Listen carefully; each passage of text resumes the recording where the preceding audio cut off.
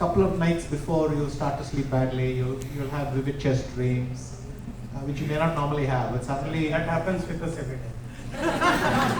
and especially you'll wake up when things went disastrously wrong, especially embarrassingly. You'll make real rookie mistakes in your dream and so on. And this is a very typical pattern. When it starts to happen, I know that I'm getting apprehensive about a tournament or something. Or I'll bite my nails, or I'll fidget, or there are signs that I've learned to read. I think you just have to put on your game face. When I go to a tournament, I accept that there's some stress involved and so on. I go to the gym in the evening before a game. So here the aim is not physical recovery. It's mainly to exhaust myself a little bit, to then fall asleep. And so when I'm talking falling asleep, I don't mean just closing your eyes. I mean not thinking about the previous game. So unless you're able to forget the previous game and focus on the next one, you're not really getting the full night's rest. So that's hit and miss. I mean, some days it's only 20% I will fidget. I'll think of the previous game. Some days I'll manage perfect sleep, whatever. But this is what you aim for. And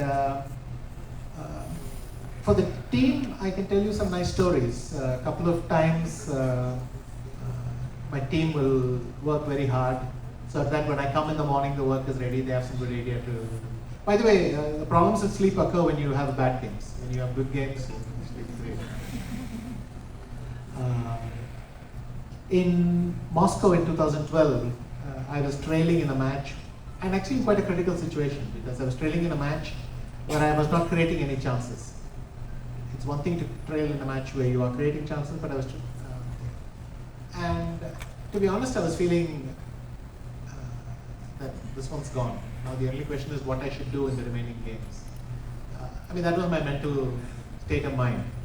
But I came in the morning expecting to see some notes or maybe an email from the team saying, this is the idea we worked on. But two guys were still working at 7 in the morning. And they told me, we now prepared this sharp system. So that because of the match situation, you have to go now and fight. And I realized these poor guys had basically worked from 10 p.m. when I left them till 7 in the morning. And they said two other guys just left at 5 and went to get some sleep. And the idea was they would wake up at 9 and come and relieve these two to go and sleep, and they would work basically till I went to the game. At which point they would all go to sleep. That was the plan. And so I come and I looked at the work they had done for me, and my first reaction was kind of horror because it was very, very risky, and I wasn't sure that I had the time to absorb all the implications, understand it. But then I felt very embarrassed. I realized that they had been sitting and working till 7 in the morning, and I just told myself, if they are willing to work so hard for me, then I have to play this line. It doesn't matter whether I'm comfortable or not. If I lose today, the match is over, but I'm going to go down like this. And not necessarily, but I will do this. And I went and played, and luckily a happy ending.